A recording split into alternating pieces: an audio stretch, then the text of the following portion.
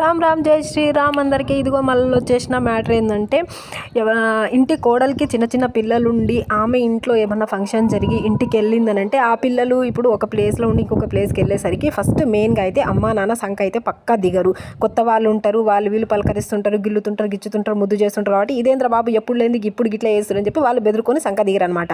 ఆ మ్యాటర్ని అత్తలు ఆడపడుచులు మొత్తం మైండ్లో పెట్టుకొని ఏం చేస్తారంటే, అయ్యో నీ పిల్లలేంది గిట్లా చేస్తారు, అయ్యో సంఖనే దిగరా, మరి ఇంతలాడైతే ఎట్లా, ఆడ సంసారం నువ్వు చేస్తున్నావా లేకపోతే నా తమ్ముడో నా అన్ననో వండి పెడుతుంటే నువ్వు తిని కూర్చుంటున్నావా అని చెప్పేసి నోటుకొచ్చిన కారు కూతులన్నీ కూస్తారు. మళ్ళీ ఇందులో హైలైట్ ఏంటంటే, అదే ఆడపడుచుల బిడ్డలు అదే వదిన వాళ్ళ ఇంటికి వస్తారు కదా, వచ్చినప్పుడు వాళ్ళ పిల్లల్ని మొత్తంగా బరువు బాధ్యత ఈ సంకనొకండి ఆ సంకనొకండి వేసుకొని ఇంకా వాళ్ళకి ఇది తినిపించుకుంటా అది తినిపించుకుంటా ఇది చేసుకుంటా లాడ్ చేసుకుంటా అంటే 100-500 కాగితాలు వాళ్ళ చేతులకి ఇచ్చుకుంటా వాళ్ళని లాడ్ చేయించుకుంటా సంకన వేసుకొని తిరుగుతూ ఉంటారు. నా బిడ్డ కొడుకులమ్మా, నా బిడ్డను ప్రశాంతంగా ఉండనియరమ్మా, నా బిడ్డ మస్తు కష్టం చేస్తుందమ్మా, వాళ్ళ అత్త నన్ను ఆమెను రాకి పెడతాందమ్మా, ఇదని నోటికొచ్చిన కారుకూతలన్నీ కూస్తారు. అదే వదిన ఆ ఇంటి కోడలైతే మాత్రం గింతలాడి చేసిన మా తమ్ముడిని కొంగున కట్టేసుకుంది అది ఇది అని చెప్పేసి అత్త ఆడబడుచులు అందరు ఏకమై మొత్తం చెత్త ఇల్లు ప్లాట్లు మస్తు కడతారనమాట. ఆకాశానికి ఎత్తేస్తారు, ఆకాశానికి నిచ్చనేసి మాట్లాడతారు.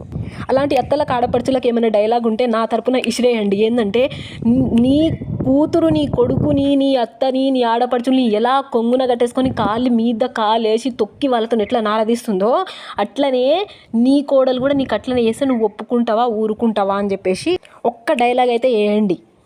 ఆ డైలాగ్ వేసిన తర్వాత ఇంకొక డైలాగ్ ఇస్తారండి, అవునమ్మా నీ అన్న నీ తమ్ముడు ఇట్లా కూర్చొని ఇంకో ఇట్లా చిటికలు వేస్తే పైసలు వస్తాయి, ఇంకో ఈ గ్రీన్గా ఈ చెట్టు కనిపిస్తుంది కదా, ఆ చెట్టుకి ఎన్నైతే ఆకులు ఉన్నాయో నా ఇంట్లో కూడా డబ్బుల కట్టాలు పెట్టుకోనికే ప్లేసే లేదు, కాబట్టి నీ తమ్ముడిని నేను చిటికల మీద ఏళ్ళ మీద ఆడిస్తున్నా, అందుకే నేను చెప్పినట్టు నీ కొడుకింటున్నా అని చెప్పేసి వాళ్ళకి సొర్రమని ఎక్కడో మండేటట్టు ఒక్క డైలాగ్ కొట్టండి చాలు, ఇంకొకసారి మీ జోలికి రారు.